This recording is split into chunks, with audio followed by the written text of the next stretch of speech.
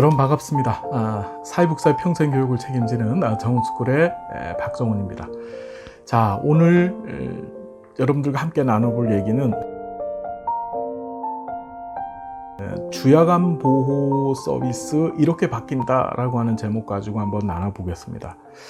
우리 주야간 보호, 요새 많이들 주야간 보호 급여를 제공하는 기관들, 그러니까 노인복지법상의 재가 노인복지시설 중에 주야간 보호 기관이죠. 이 부여간 뭐 시설이죠. 이 시설을 설립하시는 분들이 상당히 많으십니다.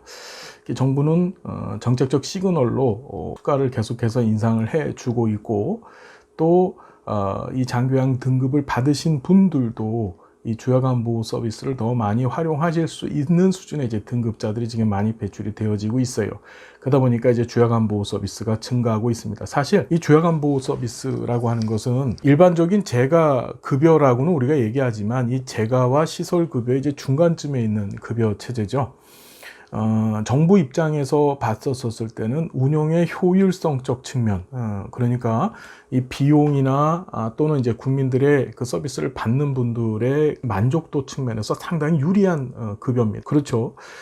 우리 급여면에 있어서도 월 한도액이 적용이 되어지기 때문에 방문 요양 서비스하고 같이 월 한도액이 적용이 되어, 물론 이제 부수적으로 추가적으로 방문 요양보다 더 많이 받을 수 있는 더 발생하는 수가는 분명히 존재를 하지만 기본적으로 월 한도액 적용을 받게 됩니다.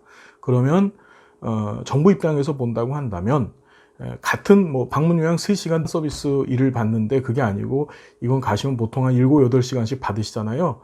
그러면서도 이제 같은 비용을 지불을 하면 되니까 굉장히 지금 말씀드린 것처럼 운영 효율성 측면에서 굉장히 유리한 급여죠. 정부는 이 주야간 보호를 활성화시키기 위해서 굉장히 애를 썼습니다. 부단한 노력을 해왔어요.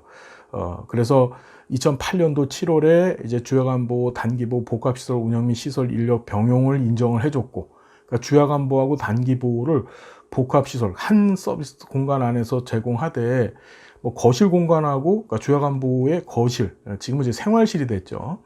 그 다음에 이제 단기 보호에 있어서의 침실, 요 공간만 이제 서로 분리가 되어진다고 한다면 나머지 공간은 이제 병용해서 사용할 수 있게끔 해줬단 말이에요. 그리고 2010년도에는 재가급여 시장을 주야간 보호 시설 중심으로 육성하겠다라고 해놓고, 그 다음에 2013년도에는 일일 8시간 월 20일 이상 주야간을 이용한 수급자한테 월 한도액 50%를 추가로 적용하는 아주 파격적인 그런 조치를 하게 됐죠.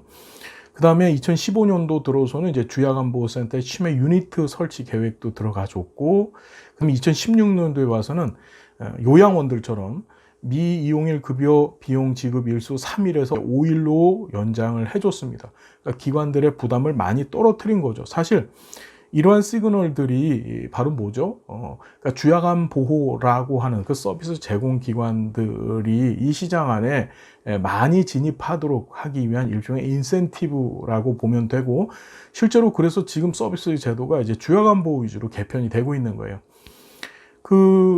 여러분, 누누이 말씀드리지만 우리 노인 장기 요양 보험 제도는 정부가 주먹구구식으로 운영하는 것이 아니라 이제 장기요양 기본 계획이라는 것, 노인 장기 요양보험법 제6조를 보면 장기요양 기본 계획이라는 것을 이제 보건복지부 장관이 수립하고 이것을 5년 단위로 수립하고 또 이것대로 시행하도록 규정이 되어져 있어요. 그래서 2013년도 1월 1일부터 시작해서 2017년도 12월 31일까지 1차 기본계획이 시행이 되어졌고, 2018년도 1월 1일부터 2022년도 12월 31일까지 2차 기본계획이 이제 진행이 되어지는 과정 가운데 우리가 있는 겁니다. 자, 보면은 이렇죠. 그 2차 기본계획에서 앞으로 주야간 보호가 나갈 방향을 이렇게 명시를 해놨는데, 뭐 기존의 주야간 보호 시스템을 확 뒤바꿀 계획은 없습니다. 없어요. 없는데 이제 경증 치매 대상자를 위한 주야간 보호 기관 운영 모델을 개발하겠다라고 지금 명시를 해놨습니다. 그래서 기존의 치매 전담형 주간 보호 기관이 있는데 이거를 이제 경증 치매 대상자를 위한 주야간 보호 서비스 제공 기관으로 기능을 전환해서 그 효과적인 운영을 위한 인력 배치, 수가 체계 이런 것들을 이제 개발하려고 합니다.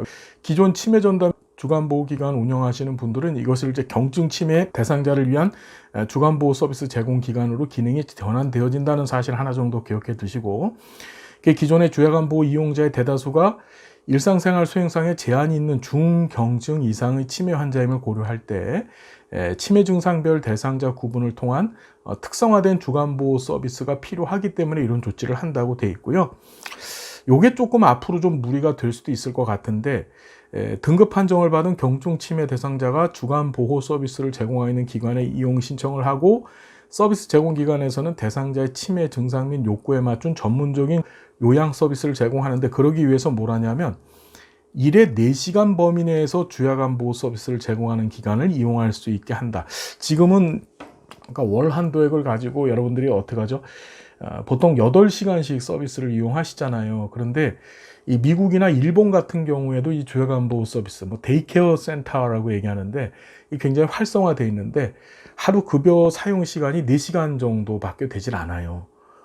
이걸 지금 활성화 시키겠다고 지금 계획을 갖고 있습니다. 그러니까 4시간 급여가 생긴다라고 한다면 기관은 굉장히 힘들어지겠죠. 송용도 이제 여러 번 해야 될 거고, 반면에 거기에 따라 이제 수가나 이런 부분들은 상당히 이제 줄어들 수밖에 없는 구조이기 때문에, 또 한 가지는 이런 부분에 있어서 만일에 인력 부분에 대한 규정을 손봐주지 않으면은 그냥 현재처럼 7명당 요양보호사 1명의 기준을 그대로 유지한다고 한다면은 기관이 생존하기 위해서는 이런 환경 내에서 4시간짜리 급여가 생기고 이 안에서 생존하기 위해서는 주야간보호 사이즈가 커져야 되겠죠. 정원 규모가 커져야만 이걸 버티고 감당할 수 있게 될 것 같아요.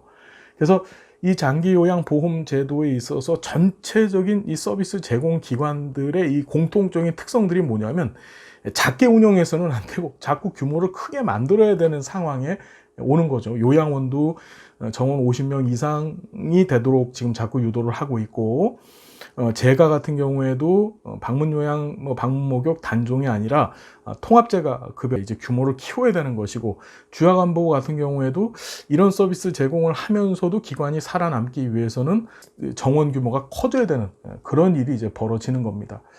여러분들 이런 부분들을 잘 고민하셔서 앞으로 주야간보호 서비스를 제공하는, 그러니까 주야간보호 시설이 되겠죠. 설립이나 또는 운영에 있어서 고민을 좀 해보셔야 돼요. 작게 하셔서 좋겠지만, 그래도 괜찮겠지만 덩치를 좀 크게 하셔서 운영하시는 것이, 덩치가 크다는 건 이제 정원의 규모가 크다는 얘기죠. 그래야만 운영이 가능하시게끔 시장이 이제 재편이 되어질 것 같아요.